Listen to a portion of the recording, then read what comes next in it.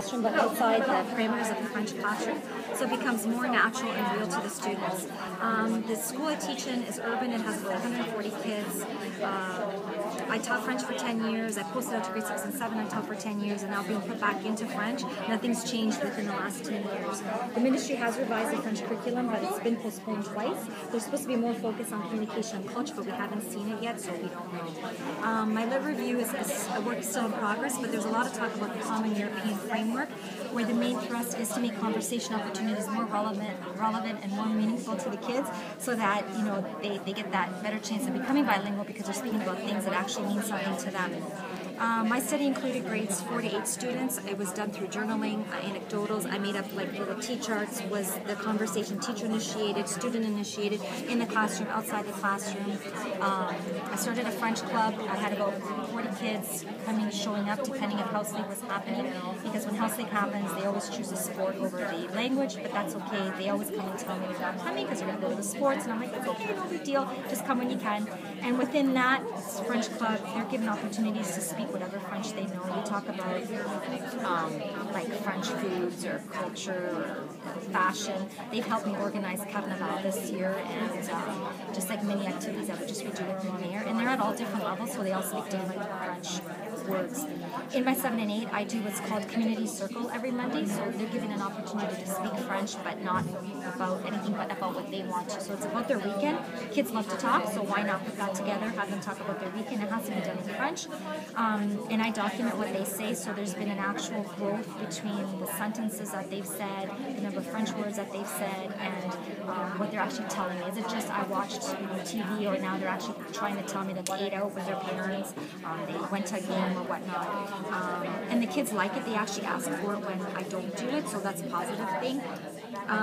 It's been pretty slow at the beginning in class. The kids had to be reminded to always ask those routine questions in French, so they'd go to ask a question like en français, and then they'd ask it in French. And now we're at the point where it's becoming automatic. Like they'll just come up and say, puis-je chercher blah blah blah, can I go into the classroom and get my thing in French? So there's been a shift. There's some kids that will start the question in English, and as they're starting, I'll go back, and they'll say, oh yeah, we have to speak French, and they'll say it in French, and then, because it's reality, life is what it is, there's the kids that always have to be reminded, how do you say that in French? And they're like, I don't know, how do you say this in French? So there's still that repeating back and forth. Outside the classroom, I always greet my kids or my students in French, and I say bonjour, and then I'll say, how are you, ça va? And I always get a response back. At the beginning of the year, the conversation was always teacher initiated, and now at this point, the kids are actually, when they see me, they'll say bonjour madame, I say bonjour, and they'll say ça va, and we'll continue the conversation that way. So there's been like a shift. And then I have the few kids where you could tell they're going to become those language teachers. Language is their passion, and they'll have that conversation with me in the hallway. Oh, I like your boots today, madame, or what are we doing for French class? So there's a little bit of an extra with some of those kids. And what's really interesting, there's a French exempt LD student. He's exempt because he's got learning disabilities. Now, for some reason, he was asking his third teacher about French, and so we've encouraged him to say bonjour when he sees me, and he's actually doing it. So now when he sees me in the hallway, he'll say bonjour, which is like the most French he's ever had. What I would do differently, I think next time I would do like a pre and a post self-evaluation of the kids, so that they can reflect on their own oral skills and where they're at, and what do they think about speaking French. And I would focus on like one junior class and one intermediate, whereas now I have like all of them, so there's a lot of kids. And my belief is that the more passionate the teacher is, and the more encouraging the teacher is, and the more the teacher uses that language, the more the kids are apt to use that language with the teacher. And it's not just, like, to me, kids are going to speak French in class because they have to, but I want them to see that it's outside the room that French exists. Like, it's a culture thing. It's not just, grammar French. It's talking about things that you like in French. And, I think by the kids starting to initiate that conversation, I think they're starting to see that. My next step is I also start using short French words and phrases with my grades 1 to 3. I teach them phys ed.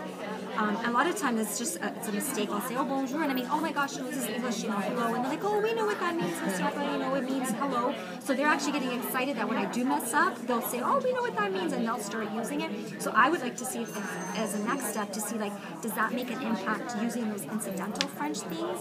And would that instill it in them that it's more than just like in the classroom? That's exciting. I'm wondering if there's any research on the European framework done in Europe. There's lots. It's just my lit review.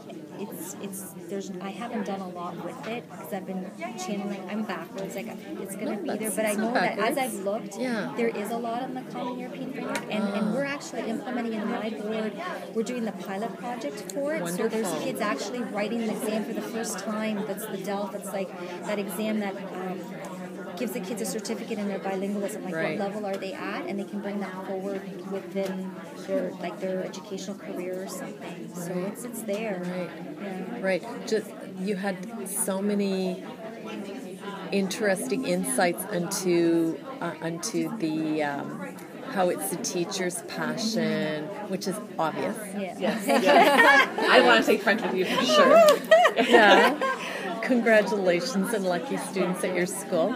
So I'm wondering if there's some research around that. I know. I would love, because that's because I was also, you know what, and I don't get a chance to say it, but I used a money reward in my class, so they got money to speak French at the beginning. Like that's what, participation money, speaking French money, answering questions.